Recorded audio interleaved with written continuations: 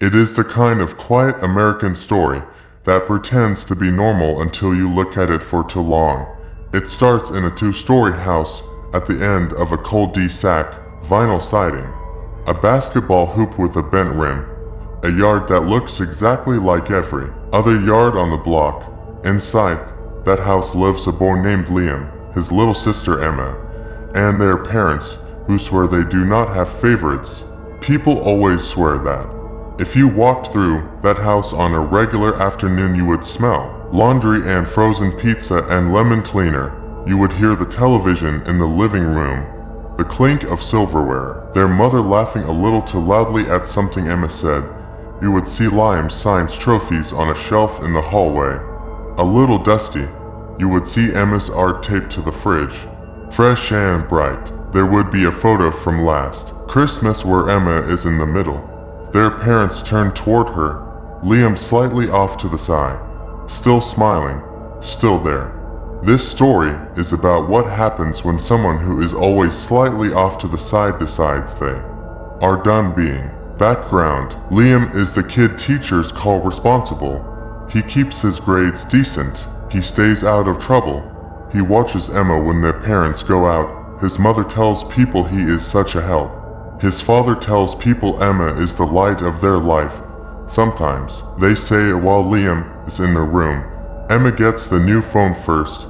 Emma gets the extra practice for her art. Emma gets the benefit of the doubt when something in the house breaks. Liam gets told he is strong and mature and understanding. What the parents do not see is that Liam listens to the exact words they use. He adds them up. He files them away. With every eye roll they ignore from Emma and every chore they hand to him because she is too busy, the resentment does not explode. It settles in layers like sediment at the bottom of a river, heavy, compressed, almost invisible from the surface. Months before the night that matters, Liam starts practicing something strange. At first he tells himself it is a game. He sits at his desk with his door shut and copies Emma's handwriting. He borrows sheets from the cute floral notepad their mom bought her. He traces the way she loops her letters, the little slant when she writes fast. He pays attention to how she spells certain words, how she dots her I. He messes up at first, his hand too stiff, the lines too straight, but he keeps going, page after page, until his own notes look like she wrote them. He experiments with pens, the cheap gel ones that smudge if you drag your finger too soon, the darker blue ink their dad uses to sign bills. He watches how fast the ink dries when Emma is doing homework at the table. He times it without looking like he is timing anything. All of this lives quietly in the background of an ordinary school year. Then comes the Friday night that pulls everything forward. Their parents are dressed nicer than usual. There is a restaurant reservation, a movie after. They stand by the door and remind Liam about the rules. No parties, no friends over. Make sure Emma finishes her homework. Make sure she is in bed by 11. He nods, he smiles. He says they can trust him. Emma leans on the stair rail and complains that she is not a baby. Their mother says she knows that. She just worries. She says it while smoothing Emma's hair back from her face. She does not reach for Liam's. The door closes. The car leaves. The street goes quiet except for a dog barking. 3 houses down, inside. The house feels bigger, emptier, every sound louder, the refrigerator hum, the clock over the stove, the faint buzz of Emma's phone as she drops onto the couch. She starts a show without asking. She knows Liam will not tell her to turn it off, not tonight. He stands in the doorway for a moment just watching her. There is no one there to see the look on his face. Not anger, not exactly. More like someone reading a set of instructions they have already memorized. He tells her he has to check something in the backyard later, something with the sprinkler line. She barely looks up, just waves a hand. She has been waving him off her whole life. Outside the sky is that flat suburban dark, more orange than black because of all the streetlights.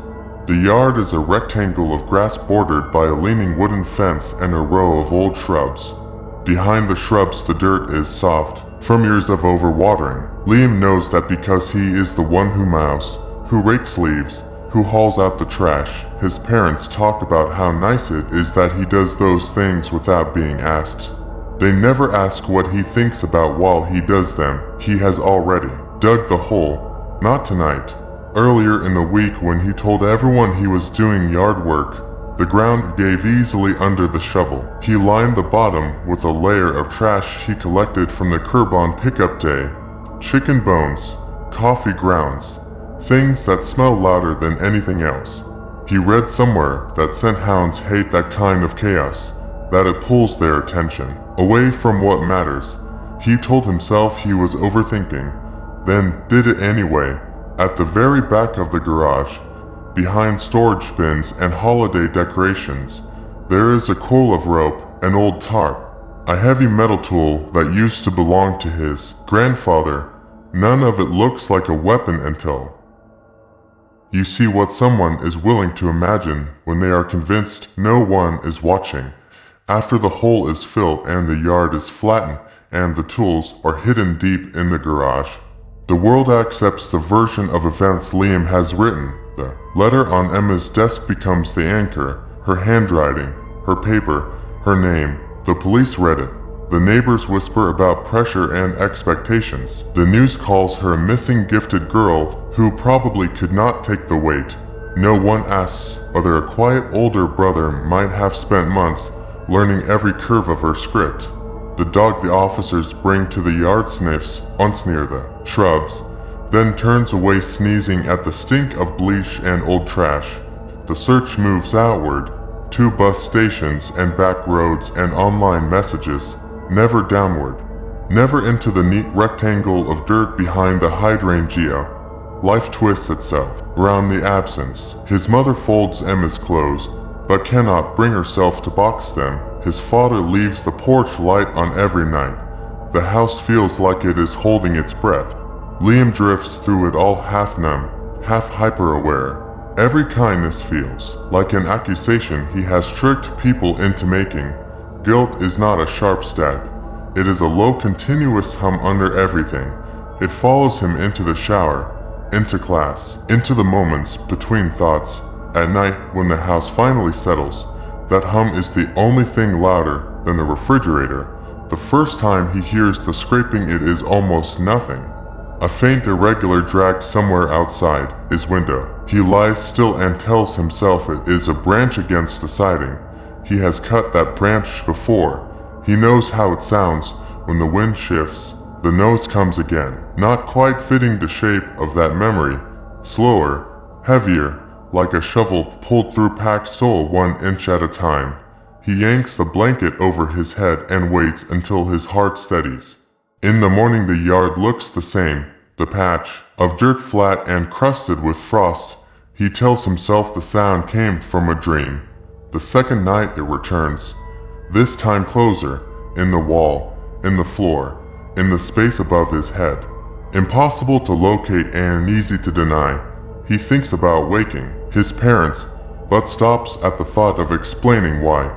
Because to explain the fear, he would have to admit what he is really afraid of. On the fourth night he wakes with the sharp sense that someone has been in his room.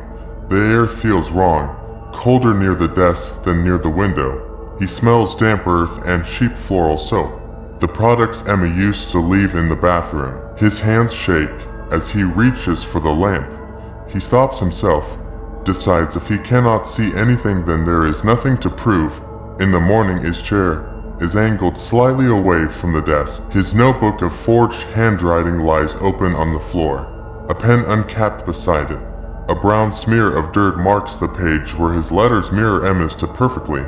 He wants to believe he knocked it down himself, that he got up half asleep, that he is building an entire haunting out of stress and lack of rest. He throws the notebook into the back of his closet anyway. That night the sound does not wait for 3 in the morning.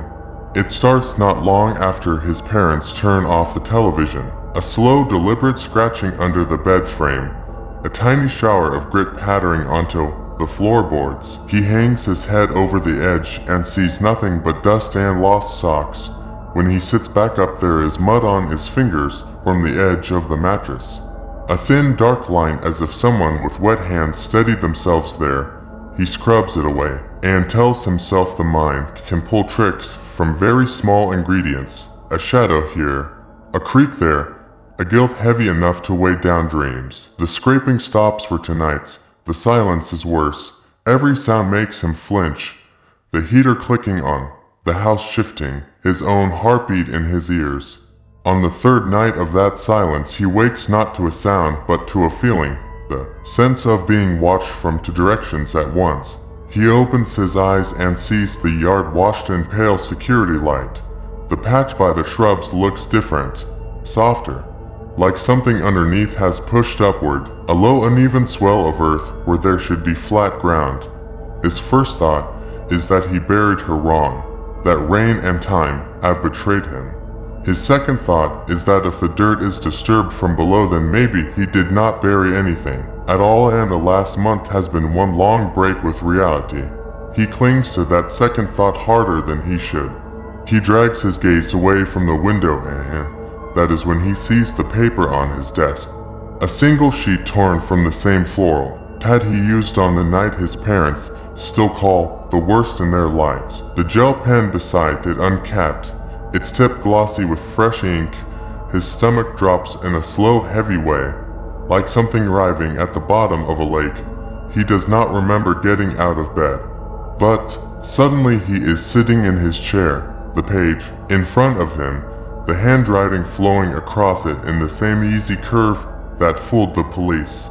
Every letter balanced between childish and practice. It looks exactly like Emma wrote it. The lines talk about a brother who writes and a girl who hears every shovel hit. His own name appears in a sentence he does not remember. In the window glass, he sees a second shape behind his own. He leaves the letter. If scraping reaches your window, you can decide what you believe. Maybe stay with us. Maybe subscribe before the dark gets loud.